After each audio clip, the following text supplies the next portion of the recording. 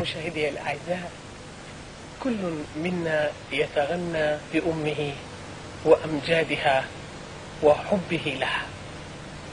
شاعرنا مصطفى عبد الماجد المامور قدم لأمه أغنية جميلة.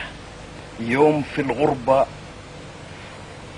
في الغربة ماشي براي وشاق الحي، لقيت وحيدة زي أمي ترضع في وليدة صبي، وجيت قريب لقيت في وشيها أغرب شيء. عيون أمي وقت ما تغوص جفون الليل تفتش لي، وفي حدقاته تلقاني أحفظ فيه أشعاري ويدندن بقصيدة الليل. ما في أحن من أمي، أجيها صغير أجيها كبير، تحجيني وتوسوس لي. تكبر لي يا ولدي وشوفك ضاوي مثل الضي، تحججني وتشيل كبري وشوف أولادك يفرحوا بي، أحجيهم ولوليهم ينوموا العافية فوق ايدي. ويوم اسمع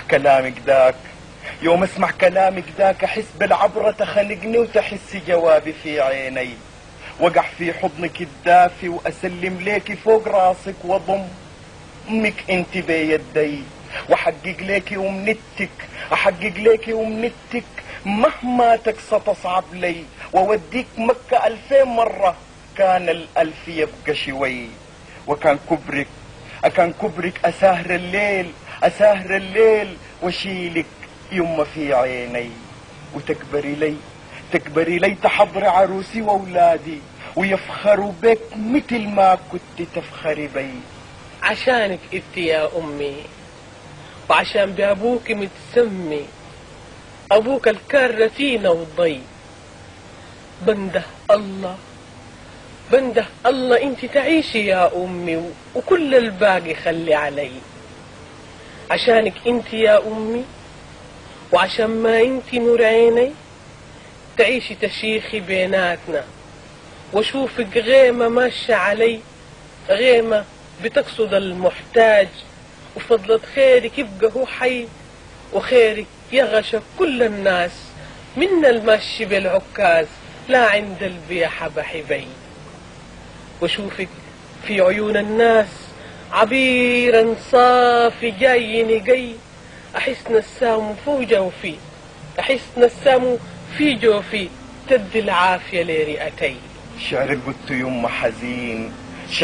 يما حزين وكل مآسي مرت بي، إلا غناك يا أمي زفرة ونبضة وزفرة ونبضة وزفرة ونبضة في دمي، وبسمة عريضة في شفتي.